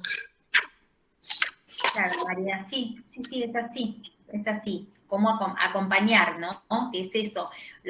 Seguramente hay recursos que ustedes al operar, hay recursos que no van a tener a la mano, que van a necesitar también, ustedes van a participar de la salud, de la educación, van a necesitar también después nutrirse de las orientaciones también, ¿no es cierto?, Norma, de otros profesionales de la salud mental para poder acompañar, bueno, fundamentalmente para poder acompañar estos procesos, ¿no? No son Spider-Man, esto para que también lo sepan, ¿no? Ustedes tienen una práctica que es limitada, como nuestra práctica también tiene objetivos limitados. Nuestra práctica es también, si logramos una incidencia, pero yo, por ejemplo, en el espacio que tengo a la tarde, yo les explico que justamente quizás es muy importante, como son agentes de salud y están todos los días, creo que vos también lo decís en tus textos, como están todos los días, pueden ser, agentes de salud respecto de ese pequeño detalle que le pueden entregar a ese o facilitar a ese paciente y algo empieza a modificarse, pero es un detalle en su vida. Digamos, son casos muy difíciles, complejos de llevar adelante y que cada uno en su práctica, en su profesión, en su área, va a dar algo para que ese caso, ese niño, se convierta en un niño que puede socializarse, ¿no? Que puede hacer un lazo con los demás, ¿no? Sí. ¿Quién es el que está en el centro con el PowerPoint? Si saca el PowerPoint, así sacamos una foto de sí, todos. Ahí está, por supuesto. Ay, vamos, espera que voy a poner la pantalla completa. La verdad que es muy importante todo lo que vos dijiste. No sé si Marina y Alexis quieren compartir algo que quieran decir. Por supuesto están muteados, creo, y me gustaría que participaran, si quieren decir algo más. La verdad que particularmente me encantó escuchar los casos, lo rica que es tu clínica. La verdad que fue un placer escucharte. Te agradezco muchísimo. Silvia. Está sacando foto, Norma. Ahí va. Sí, nosotros sacamos siempre. Bueno, Silvia, muchas gracias. Nosotros somos bien showman, ¿no? Te agradecemos. Pero es importante, la verdad, que para la cátedra, ¿no? No solo para nuestra cátedra, sino también para toda la... Eso mismo. Le vamos a dar un valor interesante a este acontecimiento. No, yo quiero decirles que la agradecida soy yo, Alexis, porque yo estoy acostumbrada a dar clases en la Facultad de Psicología y bueno, y a veces eventualmente doy cursos de extensión para acompañantes, para auxiliares de enfermería, y uno tiene que hacer un esfuerzo de transmisión. Con Norma lo hablamos siempre, que trabajamos juntas en otros espacios, un esfuerzo de transmisión porque hay que transmitir conceptos que son complejos. Así que la agradecida soy yo, que escucharon con atención, que ninguno se bajó de la clase, sumamente, y el deseo por aprender, que me parece que eso, sostengan vivo eso, que me parece que eso es un buen indicador para lo que es la práctica de ustedes. Y gracias. Silvia, ¿te puedo hacer una última consulta sobre lo que es el niño con psicosis? Nosotros como acompañantes, la manera que podemos llegar a tener herramientas o iniciar un abordaje, va más trabajar más con el equipo interdisciplinario, más en lo que podamos desarrollar nosotros, como es en el autismo. Me parece, por lo que percibí, hay más herramientas. Acá la veo más jodida la cosa como para encararla. Va más de la mano del equipo interdisciplinario, de lo que vea en las sesiones con ese niño, a los que nos puedan dar, o hay herramientas que nosotros podemos desarrollar, porque todo esto que estuviste planteando acá y contándonos es bastante oscuro, si se quiere, como para ver cómo podemos sacar esos fantasmas de ese niño, ¿no? Es lo peor del lazo. La psicosis y el autismo son, vamos a decirlo, es lo peor del lazo que uno puede encontrar también, porque lo peor no en el sentido, no lo digo de mala manera, sino en el sentido de que hay que trabajar mucho sobre esto para constituir un lazo. De todas formas, me parece que está bueno siempre apoyarse en el equipo interdisciplinario, porque ustedes operan, no orientan, porque las herramientas teóricas las van a tener del equipo de salud. Entonces, ustedes apóyense en eso y después, a partir de eso, van a tener que crear herramientas propias y tener fe en ustedes mismos, porque eso es muy importante. Y vayan teniendo también esa, bueno, escuchar, apoyarse y también y dejar, digamos, tener fe en ustedes mismos también en lo que ustedes puedan ir produciendo, porque también la experiencia les va a dar ahí un caudal interesante, ¿no? Claro, porque muchísimas gracias. Profe, ¿puedo preguntar algo? Preguntonas, ahí estaba María, me parece. Yo me la llevo perdóname, Norma, yo me la llevo a la USAL,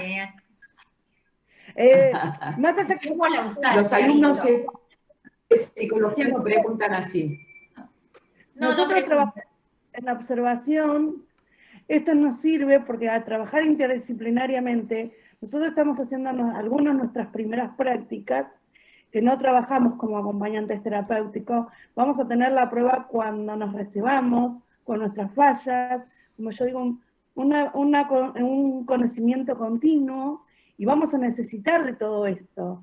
Por eso uno pregunta mucho, las preguntonas, para poder no fallar, porque uno tiene miedo desde la falla, porque te vas a encontrar con esto. Y vos decís, eso nos pasa a todos. Fallar vamos a fallar, María, quédate tranquila. No. ¿Yo puedo decir algo? A ver. Desde el amor, Sí. desde la ilusión, desde ese nene o esa persona que está hace mucho encerrado con todo. Ver un pequeño logro que para nosotros va a ser emocionante tener esos primeros logros. Entonces uno se emociona al decir, bueno, lo voy a lograr, me voy con toda esa ilusión y bueno, es como decir, bueno, empezamos a caminar de cero y... Una pregunta, gracias. Vamos a... No, sí, Sí. para no ¿Puedo prolongar consultar mucho. algo? Es cortito igual. Bueno, dale, Moni. No, que en todo esto, ¿no? Y en esto tan interesante y en esta descripción tan clara que hizo Silvia, ¿no? Con todo respeto, a mí me remite que la dificultad más grande en los contextos escolares son los otros, ¿no es cierto? Es toda la escena escolar para que el niño, ¿no es cierto?, con estas dificultades pueda hacer. Por ahí es más trabajoso desde el rol del acompañante terapéutico ir traduciéndole a los otros el cómo, el porqué de sus conductas, que intervenir con el niño y permitirle ser en ese ámbito. A mí en eso me resuenan muchas cosas, ¿no? Mi querida, a ustedes les va a tocar, les va a tocar ponerle el pecho a lo real. No Claro. sé cómo decirle, ponerle el pecho. Me ha tocado, yo ya estoy jubilada, ¿no? Como docente de educación especial. Y como, bueno, pero como acompañante. Claro, no, y me ha tocado, y en esto, ¿no? Que es poner el pecho y que es un desgaste, ¿no es cierto? Muy grande, y hay que tener muchas herramientas, está muy bien posicionado para poder que ese niño pueda hacer. Listo, si no hablo, no termino más. Perdón, queridísimos, les agradezco a todos que casi en el final de la cursada pude conocer a algunos que no están dentro de mi comisión. Por supuesto quiero agradecer a Alesis y a Marina, que hemos trabajado codo a codo con algunas dificultades de internet y bueno, y de recién conocernos, y por sobre todo quiero agradecer a Silvia Comastri, que siempre me acompaña en estas aventuras. El cuatrimestre que viene no vas a dejar de venir a Psicopato y Neurociencia, que se llama así también. Así que bueno, va a quedar colgada supuestamente Marina con su sapiencia, nos va a colgar la clase de hoy, y les deseo muchísima suerte en el parcial y en los recuperatorios, y agradezco que nos hayan tenido tanta paciencia durante este cuatrimestre, que no nos fue fácil, con algunas respuestas que intentamos darles con todo cariño, y Alesis, que ha querido responder a todas las preguntas que nos han hecho a través del foro. Lo quiero decir públicamente porque realmente lo valoro, y espero que tengan muchísima suerte entonces en el parcial. Saludo a todos con un abrazo fuerte y un aplauso para nuestra disertante de hoy. Chao, chao. Buenas tardes, gracias por la clase. Buenas tardes. Buenas tardes, gracias Silvia por tu presencia. Chao. Gracias, Silvia. Chao.